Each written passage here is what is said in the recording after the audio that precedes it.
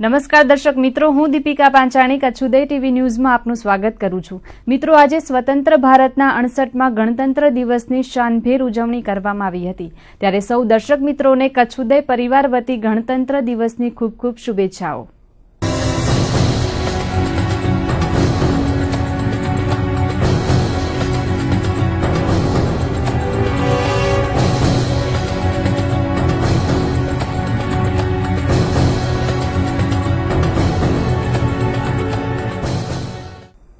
દેશના 68માં પ્રજાસત્તાક પર્વની રાજધાની દિલ્હી ખાતે ઉત્સાહભેર ઉજવણી કરવામાં આવી હતી. અભૂતપૂર્વ સુરક્ષા બંદોબસ્ત વચ્ચે રાજધાની દિલ્હી લશ્કરી છાવણીમાં ફેરવાયું હતું. રાષ્ટ્રપતિ પ્રણવ મુખર્જી, વડાપ્રધાન નરેન્દ્ર મોદી તેમજ દેશના ગણતંત્ર પર્વ નિમિત્તે મુખ્ય અતિથિ તરીકે આબુધાબીના રાજકુમાર શેખ મોહમ્મદ બિન જાયદ ખાસ ઉપસ્થિત રહ્યા હતા. વડાપ્રધાન નરેન્દ્ર મોદીએ તિરંગો લહેરાવીને રાષ્ટ્રધ્વજને સલામી આપી હતી. પ્રજાસત્તાક પર્વની ઉજવણીમાં એરફોર્સ, આર્મી સહિત બીએસએફ અને પોલીસ જવાનોએ પરેડ સહિત વિવિધ કરતબો દર્શાવીને શક્તિ પ્રદર્શન કર્યું હતું. દિલ્હી ખાતે થયેલી ઉજવણીમાં દેશભરની ઝાંખીઓએ આકર્ષણ જમાવ્યું હતું, જેમાં રાષ્ટ્રીય પરેડમાં અલગ અલગ રાજ્યોએ પોતાના સાંસ્કૃતિક વૈભવને પ્રદર્શિત કરવા ટેબલો રજૂ કર્યા હતા. જેમાં ગુજરાત વતી કચ્છી લોકગીતો સાથે કચ્છની સંસ્કૃતિએ રાજધાની દિલ્હીમાં આકર્ષણ જમાવ્યું હતું. કચ્છી કલા, સંસ્કૃતિ અને જીવનશૈલી દર્શાવતા ભૂંગાની ટેબલો રાજધાનીના પરેડ માર્ગો પરથી પસાર થઈ હતી, જેમાં કચ્છી ભરત ગૂંથણ કરતી મહિલાઓ, કચ્છના બનીના પશુપાલકો, શણગારેલા ઊંટ તેમજ કચ્છી લોકવાદ્યો પણ પ્રદર્શિત કરાયા હતા. ભારતભરમાં 68માં ગણતંત્ર દિવસ નિમિત્તે રાજ્ય કક્ષાની ઉજવણી આણંદ ખાતે કરવામાં આવી હતી. મુખ્યમંત્રી વિજય રૂપાણી અને રાજ્યપાલ ઓપી કોહલીએ તિરંગો ફરકાવી ધ્વજવંદન કર્યું હતું. રૂપાણી અને કોહલી દ્વારા ધ્વજવંદન કર્યા બાદ પરેડ અને અન્ય સાંસ્કૃતિક કાર્યક્રમો યોજાયા હતા. ધ્વજવંદન બાદ મુખ્યમંત્રીએ માર્ચ પાસ્ટ કરીને ઉપસ્થિતોનું અભિવાદન ઝીલ્યું હતું. તો રાજ્યના સંસદીય સચિવ અને અંજારના ધારાસભ્ય વાસણભાઈ આહિરે દાહોદમાં જિલ્લા કક્ષાના ધ્વજવંદન કાર્યક્રમમાં ભાગ લઈને તિરંગો લહેરાવ્યો હતો. દાહોદના સંજેલીમાં સંસદીય સચિવ વાસણભાઈ આહિરે પરેડની સલામી ઝીલી હતી. તો કચ્છના પ્રભારી મંત્રી રાજેન્દ્ર ત્રિવેદીએ અમરેલી જિલ્લાના બગસરામાં રાજ્યકક્ષાના ધ્વજવંદન કાર્યક્રમમાં ઉપસ્થિત રહ્યા હતા. 68માં ગણતંત્ર દિવસની જિલ્લા કક્ષાની ઉજવણી અબડાસા તાલુકાના નલિયા મુકામે જંગલેશ્વર મહાદેવ મંદિરની બાજુમાં આવેલા મેદાનમાં કરાઈ હતી.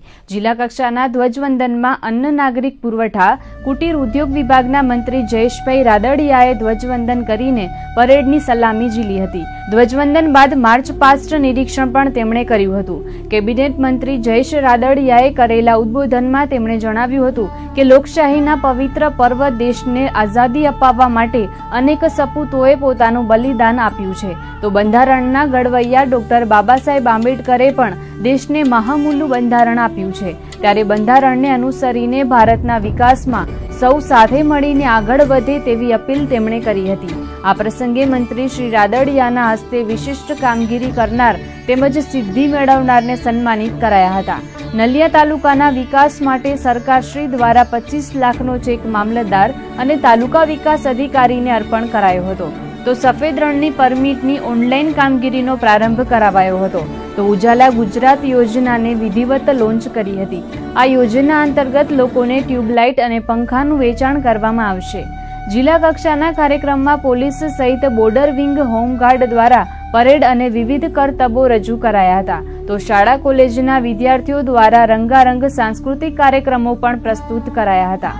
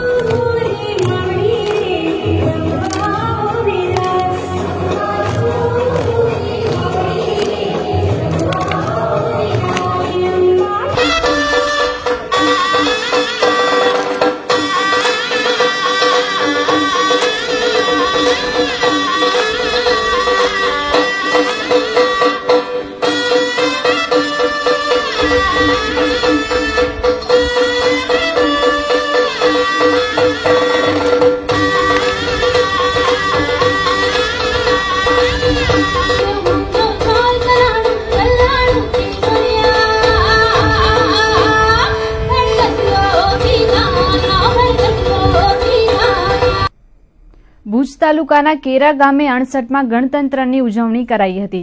તાલુકા કક્ષાના ધ્વજવંદનના કાર્યક્રમમાં ભુજના પ્રાંત અધિકારી ડીસી જોશી દ્વારા તિરંગો ધ્વજ ફરકાવીને બાઅદબ સલામી આપવામાં આવી હતી. ગણતંત્ર દિવસની ઉજવણી તકે વિશિષ્ટ વ્યક્તિઓના સન્માન કરાયા હતા, જેમાં શૈક્ષણિક સેવાકીય પ્રવૃત્તિમાં કેરાની HJD કોલેજના ચેરમેન જગદીશ ડી હાલાઈ, કલા શિલ્પ ધર્મેન્દ્ર ગીરી, મદદનીશ સરકારી વકીલ સુરેશભાઈ મહેશ્વરી, શેઠ JPNLS હાઈસ્કૂલની ક્રિકેટ ટીમ અને ફાર્માસિસ્ટ ચેતનભાઈનું સન્માન કરવામાં આવ્યું હતું. તો ગ્રામ્ય વિકાસ માટે પ્રાંત અધિકારી ડીસી જોશી દ્વારા ₹5 લાખનો ચેક સરપંચ દિનેશ મહેશ્વરીને અર્પણ કરાયો હતો. ગણતંત્ર દિવસની ઉજવણીમાં તાલુકાની વિવિધ શાળાના બાળકો દ્વારા રંગારંગ સાંસ્કૃતિક કાર્યક્રમો યોજાયા હતા, જેમાં દેશભક્તિના ગીતો, નાટક, વિવિધ રાજ્યોની સંસ્કૃતિને ઉજાગર કરતા નૃત્યો, આદિવાસી નૃત્ય સહિતના કાર્યક્રમોએ આકર્ષણ જમાવ્યું હતું. આગામી જે પ્રજાસત્તાક પર્વની ઉજવણી થઈ છે, કેરા એક ઐતિહાસિક ગામ છે અને કેરામાં ભૂતપૂર્વ રાજવીઓનું ગામ છે. આ રાજવીમાં ખાસ કરીને લક્ષરાજ ફુલાણી જેવા પ્રખ્યાત રાજવી પણ થઈ ગયા અને એ કેરા ગામમાં જ્યારે પ્રજાસત્તાક પર્વની એમ કહીએ કે આ છેલ્લા 2 વર્ષમાં બીજી વાર ઉજવણી થઈ રહી છે અને ગામમાં ખૂબ જ હર્ષોલ્લાસ છે અને ગામના બાળકો, ગામના આગેવાનો, ગામના ગ્રામજનોએ ખૂબ જ ઉત્સાહપૂર્વક ભાગ લીધો છે અને બાળકોએ ખૂબ જ સારી રીતે સાંસ્કૃતિક કાર્યક્રમ રજૂ કર્યો છે, જેમાં કચ્છી ગીતો, ગરબા તેમજ રાષ્ટ્રગીત ભક્તિને લગતા ગીતો રજૂ કરી અને બાળકોએ ખૂબ જ સુંદર કાર્યક્રમ રજૂ કર્યો છે, જે બદલ બાળકોને અને ગ્રામવાસીઓને હું ખૂબ ખૂબ અભિનંદન આપું છું. 68માં પ્રજાસત્તાક પર્વની ધામધૂમપૂર્વક ઉજવણી કરવામાં આવી હતી. ત્યારે વહેલી સવારે ઠેર ઠેર શાળા, કોલેજ અને સરકારી કચેરીઓમાં તિરંગો લહેરાવાયો હતો, જેમાં જિલ્લા મથક ભુજ ખાતે જિલ્લા ભાજપ કાર્યાલય અને કોંગ્રેસ ભવન ખાતે તિરંગો લહેરાવીને આન બાન અને શાનથી સલામી અપાઈ હતી. જિલ્લા કોંગ્રેસ ભવન ખાતે જિલ્લા કોંગ્રેસ પ્રમુખ નરેશ મહેશ્વરી દ્વારા પ્રજાસત્તાક પર્વ નિમિત્તે ધ્વજવંદન કરવામાં આવ્યું હતું, જેમાં કોંગ્રેસી કાર્યકરો મોટી સંખ્યામાં ઉપસ્થિત રહ્યા હતા અને સૌ કચ્છીઓને પ્રજાસત્તાક પર્વની શુભકામનાઓ પાઠવવામાં આવી હતી. તો આ તરફ કચ્છ જિલ્લા ભાજપ કાર્યાલય ખાતે પણ પ્રજાસત્તાક પર્વની ઉજવણી કરાઈ હતી, જેમાં ભુજ શહેર ભાજપ પ્રમુખ નવીન લાલનના હસ્તે ધ્વજવંદન કરાયું હતું. આ પ્રસંગે ભુજના ધારાસભ્ય ડોક્ટર નીમાબેન આચાર્ય, નગરપતિ અશોક હાથી સહિતના ભાજપના કાર્યકરો ઉપસ્થિત રહ્યા હતા.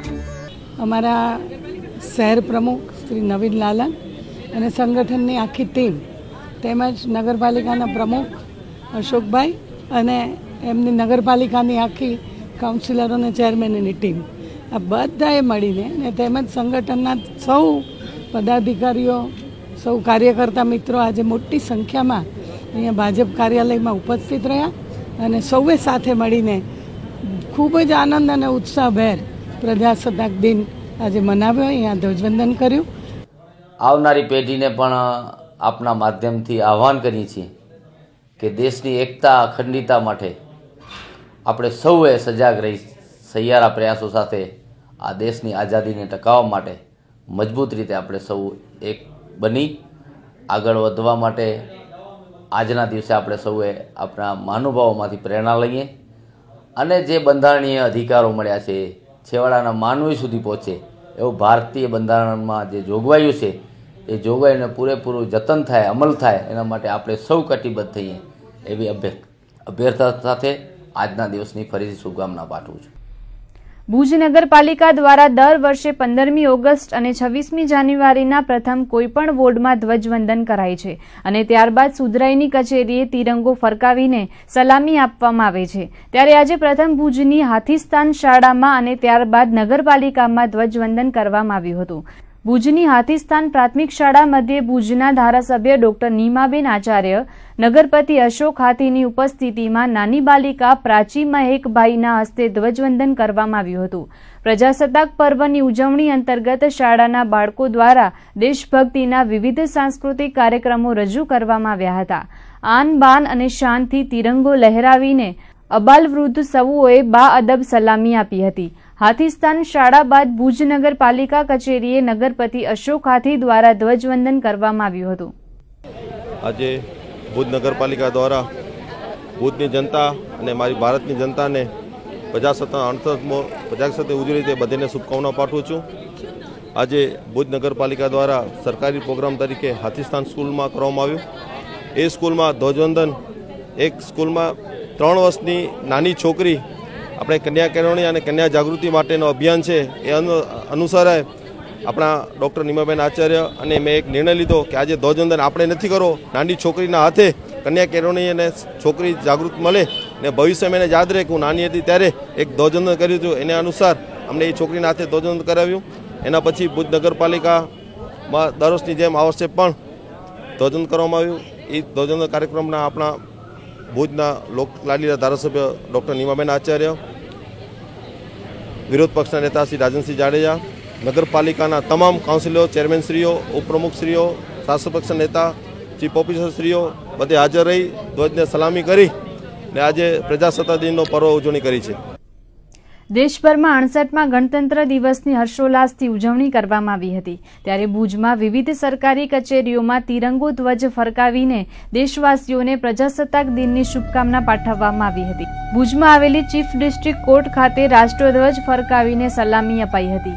અહીં કચ્છ જિલ્લાના મુખ્ય ન્યાયાધીશ M.R. મેંગડેના હસ્તે તિરંગો ફરકાવવામાં આવ્યો હતો. તો બીજી તસવીરમાં આપ જોઈ શકો છો, કચ્છ જિલ્લા પંચાયત કચેરી ખાતે ઉપપ્રમુખ લક્ષ્મણસિંહ સોઢાના હસ્તે ધ્વજવંદન કરવામાં આવ્યું તે જોવા મળે છે. અહીં યોજાયેલા ધ્વજવંદનના કાર્યક્રમમાં જિલ્લા પંચાયતના પદાધિકારીઓ, અધિકારીઓ બહોળી સંખ્યામાં ઉપસ્થિત રહ્યા હતા.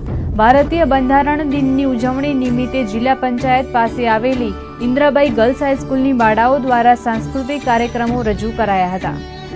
દેશના નાગરિકોને 68મા પ્રજાસત્તાક દિવસ નિમિત્તે ખૂબ ખૂબ શુભેચ્છાઓ.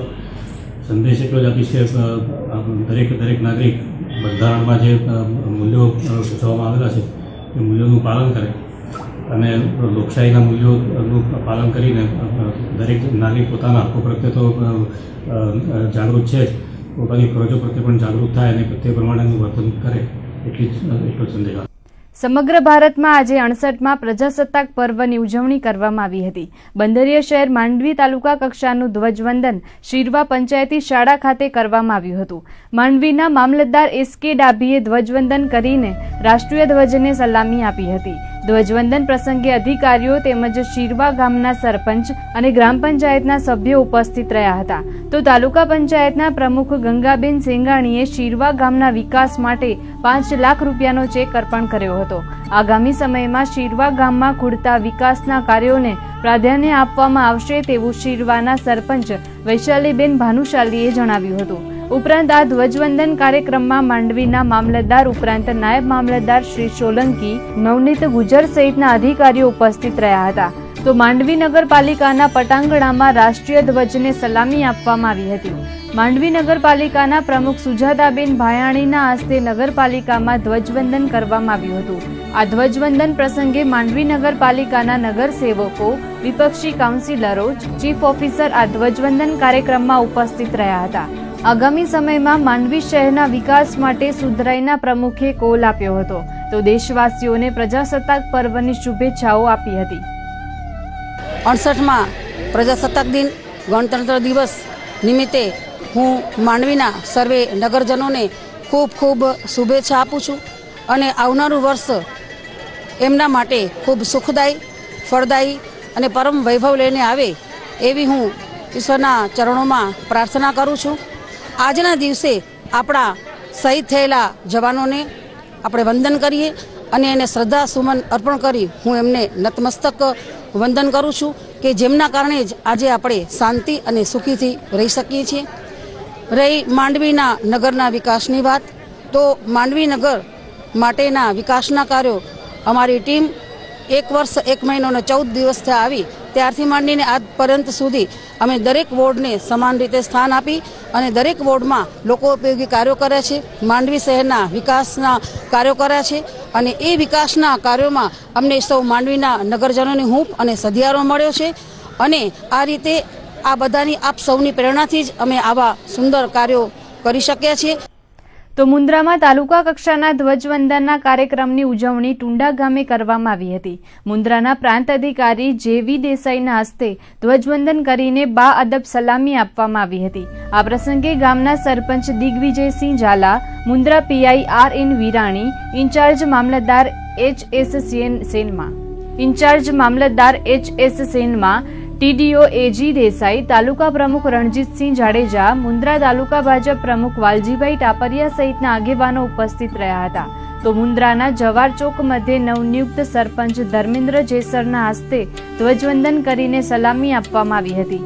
મુન્દ્રાના પ્રાગપર રોડ મધ્યે મુન્દ્રાના જૈન અગ્રણી ભૂપેન્દ્રભાઈ મહેતા અને મુન્દ્રા CKM કન્યા વિદ્યાલય આરડી ટ્રસ્ટના સેક્રેટરી વિશ્રામભાઈ ગઢવીએ ધ્વજવંદન કર્યું હતું. તો નાના કપાયામાં સરપંચ વાલબાઈ સામજી સોધમ, મોટા કપાયામાં સરપંચ ધનજી દેડા, વિરાયણીમાં સરપંચ શક્તિસિંહ જાડેજા, ટોડામાં ગજુબા જાડેજા, દ્રબમાં અબ્દ્રેમાન જુસફ તુર્કે રાષ્ટ્રીય ધ્વજ ફરકાવીને બાઅદબ સલામી આપી હતી. આ ઉપરાંત મુન્દ્રા તાલુકા પંચાયતમાં પ્રમુખ રણજીતસિંહ જાડેજાએ રાષ્ટ્રધ્વજ ફરકાવીને લોકોને ગણતંત્ર દિવસની શુભેચ્છા પાઠવી હતી. તો મુન્દ્રામાં આવેલી તમામ સરકારી કચેરીઓમાં ગણતંત્ર દિવસ નિમિત્તે ધ્વજવંદનના કાર્યક્રમો યોજાયા હતા. મુન્દ્રા તાલુકામાં ઘણા બધા વિકાસના કામો થયા છે, જેના માટે આપણા માનનીય ધારાસભ્ય શ્રી તારાચંદભાઈ સાહેબના સહયોગથી અને પ્રયાસોથી રસ્તાઓના અને સ્કૂલોના, નવી પંચાયત ઘરોના ઘણા કામો થયા છે. એની સાથે સાથે મુન્દ્રા તાલુકાની સમગ્ર ટીમ એટલે તાલુકા વિકાસ અધિકારી અને એની સમગ્ર ટીમ અને સર્વે સરપંચો અને સર્વે મુન્દ્રા તાલુકાના પ્રજાજનોના સહયોગથી મુન્દ્રા તાલુકો અત્યારે કચ્છ જિલ્લામાં સૌથી પ્રથમ 100% શૌચાલયની સિદ્ધિ પ્રાપ્ત કરી છે. જે સપનું હતું આપણા માનનીય વડાપ્રધાન શ્રી અને માજી મુખ્યમંત્રી આપણા નરેન્દ્રભાઈ મોદીએ જે સહયોગ જે ઉદ્દેશ છે કે આપણો દેશ કેમ સ્વચ્છ થાય, એટલે સ્વચ્છ દેશ એટલે સ્વસ્થ ભારતનું સપનું છે સાકાર થાય, એના માટે આપણો તાલુકો બોલતી આગળ છે અને પ્રગતિ કરી રહ્યું છે.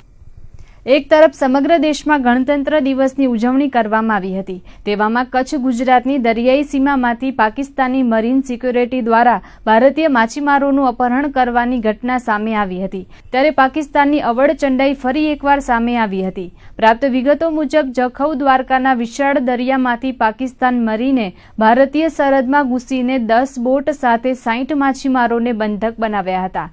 પડોશી દુશ્મન દેશ પાકિસ્તાન દ્વારા અવારનવાર દરિયામાં ચાંચિયાગીરી કરીને ભારતીય માછીમારોનું અપહરણ કરવામાં આવી રહ્યું છે. ત્યારે આજે ભારતના રાષ્ટ્રીય પર્વના દિવસે પાકિસ્તાને નાપાક હરકત કરીને 60 માછીમારોનું અપહરણ કર્યું હતું. આ ઘટનાને પગલે કચ્છ ગુજરાતના માછીમારોમાં દહેશત વ્યાપી ગઈ છે. 26મી જાન્યુઆરી 2001ના દિવસે કચ્છ જિલ્લામાં આવેલ વિનાશકારી ભૂકંપની તારાજીની આજે 17મી વર્ષી છે. વિનાશક ભૂકંપને 16 વર્ષના વહાણા વીતી ચૂક્યા છે, છતાંય હજુ પણ કચ્છના પેટાળમાં ભૂગર્ભીય હિલચાલ યથાવત જોવા મળી રહી છે. ત્યારે ગત રાત્રિથી આજે વહેલી સવાર સુધી જિલ્લાના અનેક વિસ્તારોમાં કંપનો અનુભવાતા લોકોમાં ભય ફેલાયો હતો. જોકે સિસ્મોલોજી કચેરીમાં આ કંપનોની કોઈ નોંધ થઈ નથી.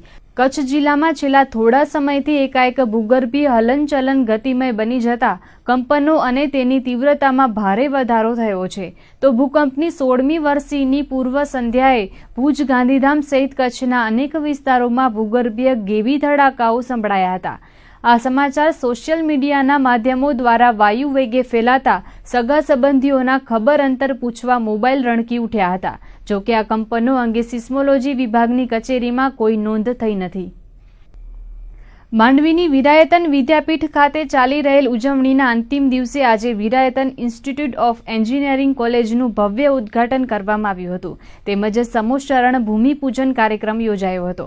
આ પ્રસંગે કથાવાચક પૂજ્ય મોરારી બાપુ ખાસ ઉપસ્થિત રહ્યા હતા અને હરિપર ખાતે નિર્માણ પામેલ એન્જિનિયરિંગ કોલેજને વિધિવત ખુલ્લી મૂકી હતી. આ પ્રસંગે અનેક મહાનુભાવો ઉપસ્થિત રહ્યા હતા. પૂજ્ય ચંદનાજીના 81મા જન્મદિને વિવિધ કાર્યક્રમોનું આયોજન કરાયું હતું, જેમાં આચાર્ય શ્રી ચંદનાજી મહારાજ સાહેબે આશીર્વચન પાઠવ્યા હતા. તો મુખ્ય અતિથિ તરીકે પૂજ્ય મોરારી બાપુ ખાસ ઉપસ્થિત રહ્યા હતા. ઉપરાંત પૂજ્ય સાધ્વી શ્રી શીલાપીજી મહારાજ સાહેબ, વિરાયતનના અધ્યક્ષ ડોક્ટર અભય ફિરોદિયા, માંડવીના ધારાસભ્ય તારાચંદ છેડા, કચ્છ મોરબીના સાંસદ વિનોદ ચાવડા તેમજ સમારોહના અધ્યક્ષ દિલીપ સંઘવી ઉપસ્થિત રહ્યા હતા. મુખ્ય સંબોધન કરતા પૂજ્ય શીલાપીજીએ વિરાયતન વિદ્યાપીઠમાં શૈક્ષણિક વિકાસની વાતો કરી હતી.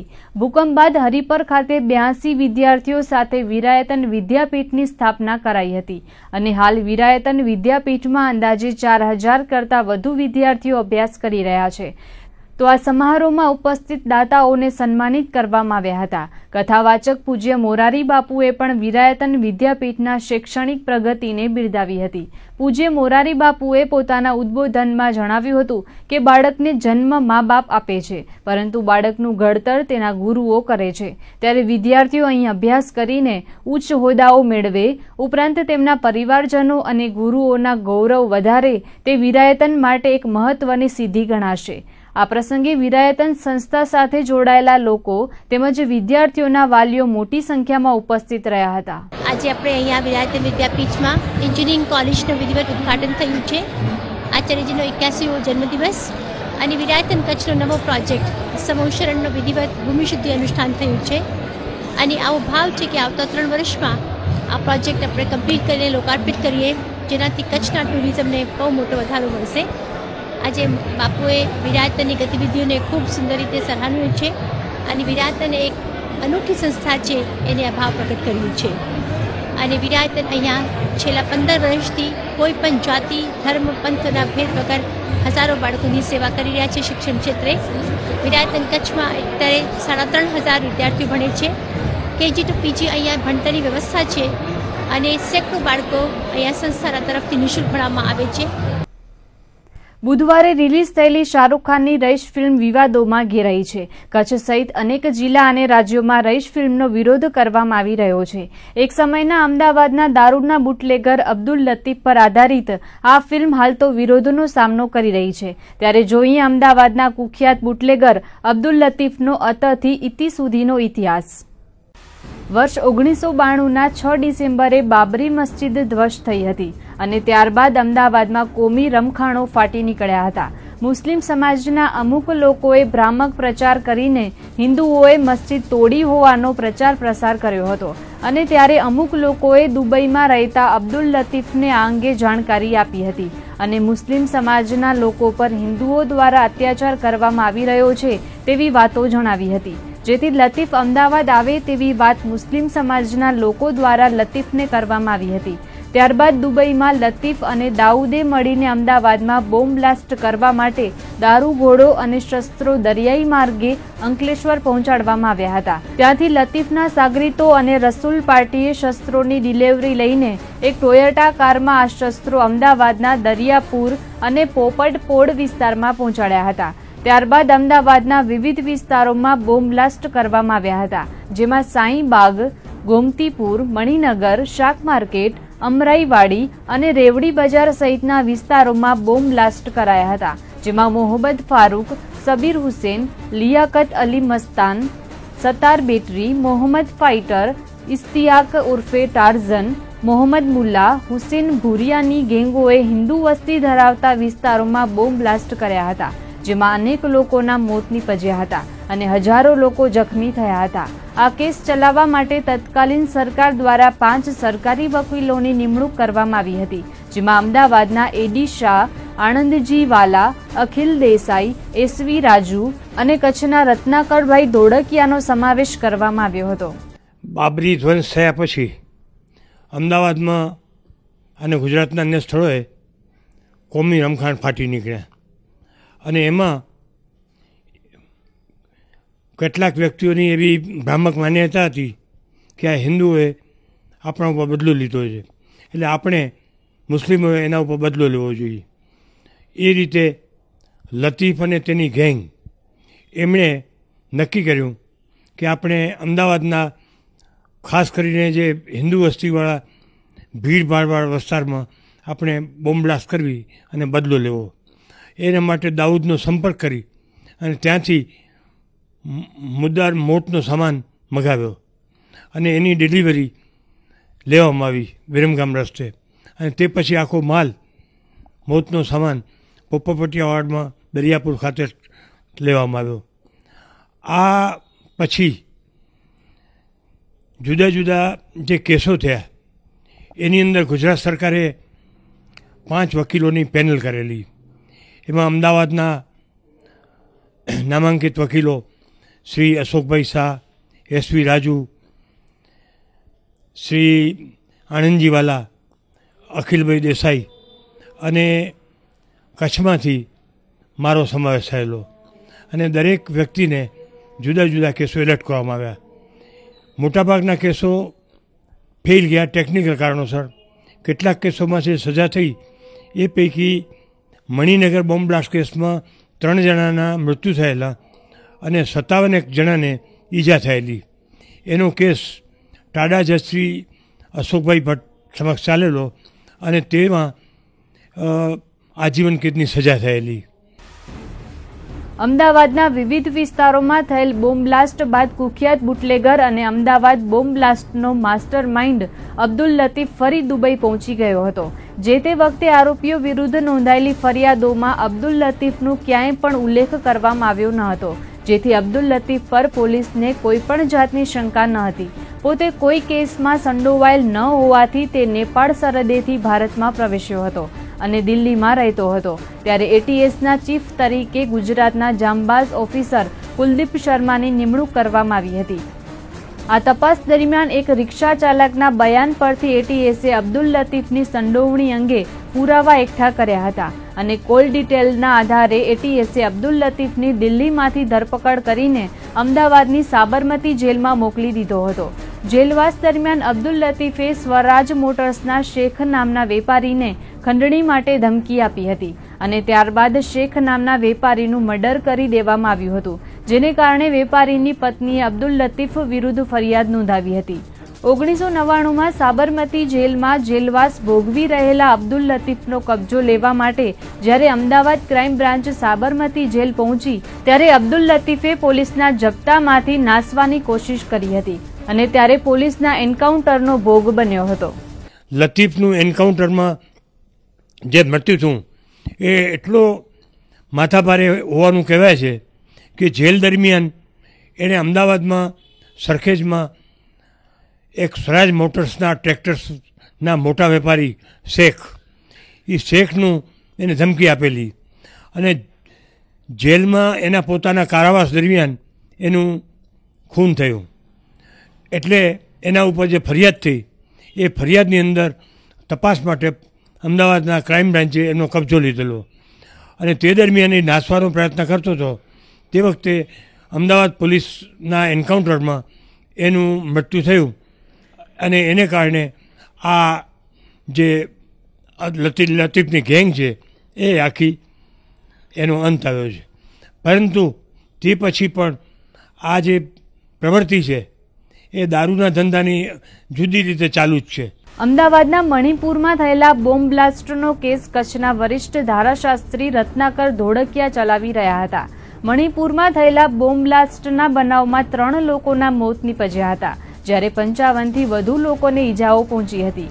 આ કેસમાં અમદાવાદના ટાડાના જજ એજે ભટ્ટે 5 આરોપીઓને આજીવન કેદની સજા ફટકારી હતી, જેમાં અહેમદ પૈટર, અબ્દુલ સત્તાર બેટરી, ઇશિયાક સહિતના આરોપીઓનો સમાવેશ થતો હતો. તાજેતરમાં જ અબ્દુલ લતીફના વ્યક્તિત્વ પર બનેલી રઈશ ફિલ્મ અંગે વકીલ રત્નાકર ધોળકિયાએ નિવેદન આપતા જણાવ્યું હતું કે અબ્દુલ લતીફ અને તેની ગેંગ સમાજ માટે કોઈ ઉત્તમ ઉદાહરણ નથી. તેમની કરતૂતોથી અનેક લોકોના જીવ ગયા છે, ત્યારે અનેક લોકો તેમની હરકતોના કારણે મુશ્કેલીમાં મુકાયા હતા. કોઈ પણ ડોન સમાજ માટે આદર્શ ન હોઈ શકે, ત્યારે ડોનના જીવન ચરિત્ર પર બનેલી રઈશ ફિલ્મને સેન્સર બોર્ડ દ્વારા માન્યતા આપવી ન જોઈએ. ઉપરાંત ઈમાનદારી, દેશપ્રેમ, સામાજિક સમરસતા તેમજ જીવનના મૂલ્યોની વૃદ્ધિ કરતી ફિલ્મોને જ સેન્સર બોર્ડ દ્વારા માન્યતા આપવામાં આવે તેવી વાત કચ્છના વરિષ્ઠ ધારાશાસ્ત્રી રત્નાકર ધોળકિયાએ જણાવી હતી. આવા વ્યક્તિના જીવનને અનુરૂપ એક ફિલ્મ બનાવવી, એ ફિલ્મ બનાવી એટલે એ ખરેખર સમાજની સેવા કરતા કુસેવા છે.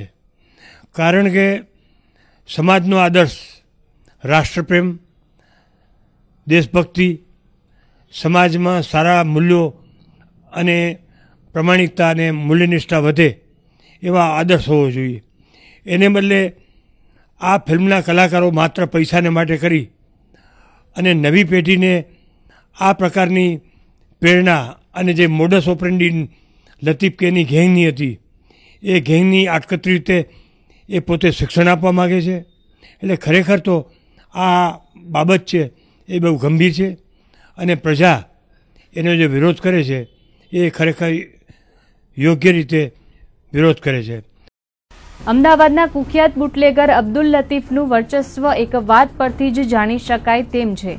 વર્ષ 1988-90 દરમિયાન અમદાવાદ મ્યુનિસિપલ કોર્પોરેશનની યોજાયેલી ચૂંટણીમાં અબ્દુલ લતીફ 5 વોર્ડમાં ઉમેદવાર તરીકે ચૂંટણી લડ્યો હતો અને 5 વોર્ડમાં તેનો વિજય થયો હતો. જનતા સાથે અબ્દુલ લતીફ સીધી રીતે જોડાયેલો હોવાનું ઉત્તમ ઉદાહરણ આ ચૂંટણીમાં જોવા મળ્યું હતું. પરંતુ ત્યારબાદ બોમ્બ બ્લાસ્ટમાં સંડોવણી અને દારૂના ધંધામાં હરીફાઈ કરનાર હરીફના થયેલા મર્ડર કેસમાં તે પોતાની છાપ ગુમાવી બેઠો હતો અને આખરે વર્ષ 1999માં સાબરમતી જેલ બહાર અબ્દુલ લતીફ ડોનનું પોલીસ દ્વારા એન્કાઉન્ટર કરવામાં આવ્યું હતું. કચ્છ ઉદય ટીવી ન્યૂઝ ભુજ. તો આ હતા આજના કચ્છ ઉદય ટીવી ન્યૂઝ. ફરીથી મળીશું આવતીકાલે. ત્યાં સુધી અમને રજા આપશો. નમસ્કાર.